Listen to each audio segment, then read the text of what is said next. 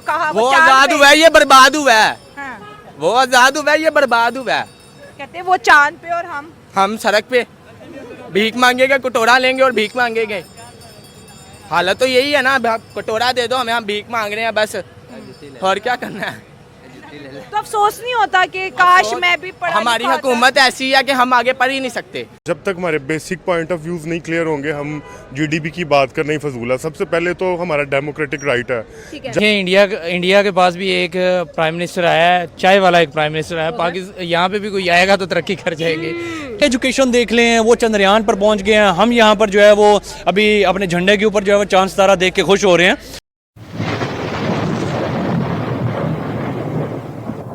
नमस्कार दोस्तों, क्या हाल है। होप करता हूँ कि आप ठीक होंगे और स्वागत करता हूँ आपका हिंदुस्तान डॉट में। तो दोस्तों, आपने इंट्रो में देखा ना, खुद पाकिस्तानी मान गए हैं कि पाकिस्तान का हाल बिल्कुल भिखारी जैसा हो गया है और दूसरी साइड इंडिया की इकोनॉमी दुनिया की टॉप इकोनॉमी बन गई है। आपने देखा ना, ये पाकिस्तानी ही कहते हैं कि इंडिया चांद पे चला गया और पाकिस्तान गटर में चला गया। आज पाकिस्तान का ये हाल हो गया है। फिर भी ये पाकिस्तानी पॉलिटिशियन और पाकिस्तानी आर्मी तो हर दिन इंडिया के सामने उछलती है और कहती है कि हम इंडिया से बहुत अच्छे हैं और हम इंडिया को मुंह तोड़ जवाब देंगे।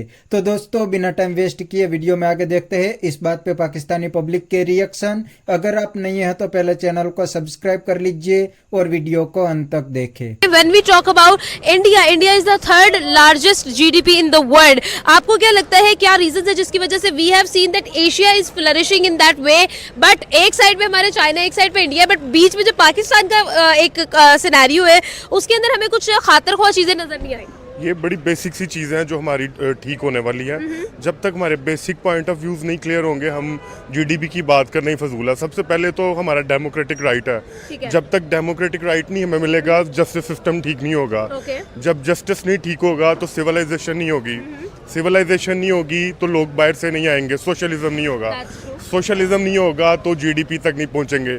तो पहला ही हमारा पॉइंट जो हमारा डेमोक्रेटिक राइट है वही डिटेन्ड है from a longer period of time. जब तक हमारा वो नहीं ठीक होगा, हमें जस्टिस सिस्टम पे काम करना पड़ेगा। फिर बेसिकली हम जब तक ये बेसिक चीज़ें हैं, फिर उसके बाद जीडीपी और ये इकोनॉमी की बात आती है। जब आपका जस्टिस सिस्टम नहीं ठीक होता, आपकी वेल्थ जो है वो चंद हाथों में चला जाती है, जो अभी सिस्टम है जो अभी हमारे साथ हो रहा है। इसलिए बेसिक चीज़ों पे हमें पहले काम करना चाहिए। जीडीपी बाद की बात है, ये खुद ही ठीक हो जाएगी। आप चाइना की बात कर लें, आप इंडिया की बात कर लें। 93 में जो हाल आज हमारा है, इंडिया ने भी फेस किया हुआ है। और आज उसने जो अपने जस्टिस सिस्टम को ठीक किया, आज वो इकोनॉमी की बात करते हैं। चाइना में भी रूल ऑफ लॉ है। चाइना में भी आप देखें कि बेसिक सी चीज़ें हैं वो पहले काम कर चुके हैं। हमें सोचना पड़ेगा, हमें कहीं ना कहीं बाकी सारी चीज़ें हमारी ठीक है, हमें बेसिक चीज़ों पे काम करना पड़ेगा। जब हम वो करेंगे, ठीक है, फिर हमारा खुद ही हमें ये बात ही नहीं करनी पड़ेगी कि हमारा जीडीपी ठीक है या नहीं ठीक। अच्छा, एक और चीज ये भी है कि अगर हम लोग जीडीपी की बात करते हैं और अगर हम लोग पीपीपी की बात करते हैं कि बाइंग कैपेसिटी की बात करते हैं, तो आपको नहीं लगता कि जब हम लोग हम कहते तो हैं कि भाई इंडिया में हमसे ज्यादा गुर्बत है, इंडिया में हमसे ज्यादा गुर्बत है, but at the same time 17.5 trillion US dollars की जीडीपी है उनकी। और ये चीज का जो है एक एनी शाहिद है कि भाई वहां पर बाइंग कैपेसिटी है लोगों में, वहां पर लोगों के पास परचेजिंग कैपेसिटी है। But at the same time Pakistan के अंदर जब हम लोग देखते हैं, एक टाइम था जरूर जब उनके पास पॉवर्टी थी, बट अब उन्होंने ओवरकम कहीं ना कहीं उसको कर लिया है। पाकिस्तान अभी तक स्टिल उन चैलेंजेस को फेस कर रहा है। बिल्कुल ऐसा ही है। जब देखिए, अब रिसेंटली आपने एक खबर सुनी होगी सोशल मीडिया पे, यामा ने बाइकआउट कर दिया। ठीक है, इसी तरह बड़ी बड़ी कंपनीज हैं। डेनिम जीन्स थी, वो पाकिस्तान में थी, वो बांग्लादेश चले गई। मतलब इसी तरह ही बड़ी बड़ी शटडाउन हो रहे हैं। आइडियाज बाय गुलाम अहमद है, उसके बहुत सारे। तो वो इस मेन चीज़ें ये हैं कि जब इकोनॉमी आपकी चंद हाथों में चले जाती है, जो आम बाइंग पावर है, जो एक ले मैन है, उसके पास नहीं रहती, तो लोग फिर परचेज क्या करेंगे। वो चंद लोगों की तो कितनी ज़रूरियात हो सकती है, नहीं हो सकती। इसीलिए जस्टिस सिस्टम को ग्रो किया जाता है कि ताकि आपकी वेल्थ जो है वो ले मैन तक जाए। बिल्कुल। तो फिर आप जीडीपी ग्रो करते हैं। जब तक ले मैन ही नहीं काम करेगा, हम ही काम नहीं करेंगे, तो किस तरह जीडीपी की हम बात करेंगे, हम नहीं कर सकते। ऑल्सो क्या इंडिया ने कैसे ओवरकम किया है? लेट्स अगर हम चाइना को तो छोड़ देते हैं, चाइना तो एक बहुत बड़ा माइंडसेट है। इंडिया ने किस तरह से ओवरकम किया इन चीज़ों को कि भाई वो लोग अपनी पॉवर्टी को ओवरकम कर चुके हैं, अपनी एम्प्लॉयमेंट क्रिएट कर चुके हैं, अपने ही एरियाज के अंदर लेबर क्रिएट कर चुके हैं और ऑप्शंस क्रिएट कर चुके हैं, और वहाँ पर डेवलपमेंट हमें नजर आई है in terms of technology, in terms of medical and also education. अगर हम इधर की बात करते हैं तो जहाँ पर थे वहीं पर ही है। देखिए इंडिया में एजुकेशन सिस्टम जो है वो इसी तरह से ठीक हुआ है ना कि मतलब मेरे रिलेटिव जो चीज़ें हैं, जिस चीज़ की मैंने डिग्री की है मुझे वही करना चाहिए। इंडिया में अगर आईटी को प्रमोट किया जाता है तो लोग पढ़ते भी वही हैं, ठीक है। हमारे इधर ऐसा नहीं होता, हमारे इधर वही वहाँ पर तो सेकंड मतलब प्राइमरी स्कूल से ही उन्होंने कोडिंग स्टार्ट करवा दी हुई है, वो लोग पढ़ाना शुरू कर देते हैं भाई। वो टैलेंट पे काम करते हैं, वो आपके आईटी में बहुत अच्छा है, वो हर उस चीज़ को जो है ना वो इंडस्ट्री को बूम देते हैं जो आज के दिन की है। लेकिन हमारे इधर हमें उस चीज़ को देखना चाहिए, हमें ग्रो करना चाहिए। और हमारी देखिए कोई बड़ा फार्मूला नहीं होता एक स्टेट को चलाना या एक रियासत को इन चीज़ों से निकालना, बेसिक सी चीज़ें होती हैं। हाँ, चाइना ने भी रूल ऑफ लॉ पे काम किया था, आपको पता है। उन्हें इनिशियल जब चाइना बना था तो उन्होंने बहुत सारे लोगों को फांसियाँ भी दी थी। उनके हमसे ज़्यादा क्रिमिनल माइंड लोग हैं। इंडिया के लोग जो हैं वो हमसे ज़्यादा तंग सोच के हैं। फ़र्क सिर्फ इतना है कि हमारी जो गवर्नमेंट है बेटर ग्रूम, हाँ उनके ऊपर काम हुआ है। हाँ, लेकिन हमारे ऊपर वही, हम as a nation, as a Pakistani हम बहुत अच्छे हैं। हमें सिर्फ हल्का सा थोड़ा सा पुश की जरूरत है और ऐसी कोई बात नहीं है।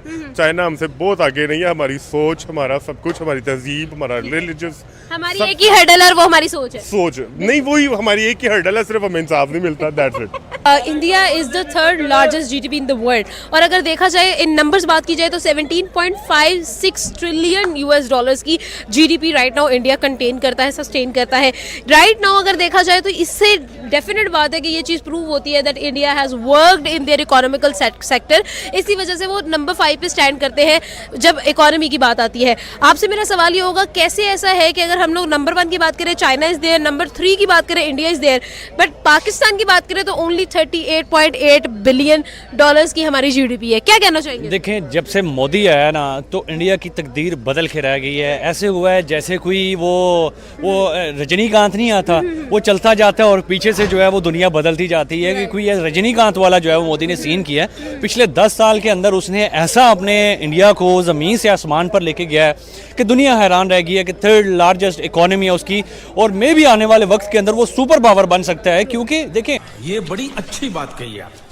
तो दोस्तों, ये थे पाकिस्तानी पब्लिक के रिएक्शन, और ये पढ़े लिखे पाकिस्तानी थे, इसीलिए रियलिटी को बड़ी अच्छी तरीके से समझते हैं। ये पाकिस्तानियों ने बिल्कुल सही बताया कि आज इंडिया और पाकिस्तान की कोई कंपैरिजन नहीं हो सकती। इंडिया हर सेक्टर में बहुत ही आगे निकल गया है, और इसका रीज़न भी ये पढ़े लिखे पाकिस्तानी थे, इसीलिए बड़ी अच्छी तरीके से समझते हैं कि इंडिया ने पहले दिन से एजुकेशन और टेक्नोलॉजी पे फोकस किया। इसीलिए तो आज इंडिया एजुकेशन और टेक्नोलॉजी में दुनिया में टॉप पे आ गया है। आज इंडिया का सिर्फ IT सेक्टर का एक्सपोर्ट $200 बिलियन क्रॉस कर गया है, और दूसरी साइड पाकिस्तान का टोटल एक्सपोर्ट 30 बिलियन भी नहीं है, क्योंकि पाकिस्तान ने पहले दिन से रिकॉर्ड ब्रेकिंग मदरसे खोले और जिहादियों को पैदा करके कश्मीर और अफगानिस्तान में भेजे। इसीलिए तो आज पाकिस्तान की पूरी इकोनॉमी बर्बाद हो गई है। पाकिस्तान की इकोनॉमी IMF और दूसरी कंट्री की लोन पे ही चलती है। एक दिन अगर IMF पाकिस्तान को लोन देना बंद कर देंगे, उस दिन पाकिस्तान पूरा ही क्रैश हो जाएगा। पाकिस्तान की पूरी इकोनॉमी ही बर्बाद हो जाएगी। पूरी की पूरी इकोनॉमी IMF और मिडल ईस्ट की कंट्री की लोन पे चलती है। तो बस दोस्तों, आज के वीडियो में इतना ही। ये थे पाकिस्तानी पब्लिक के रिएक्शन। अगर आपको ये वीडियो पसंद आई है तो वीडियो को लाइक शेयर कर दीजिए और चैनल को सब्सक्राइब करना मत भूलिए। थैंक यू, मिलते हैं नेक्स्ट वीडियो में।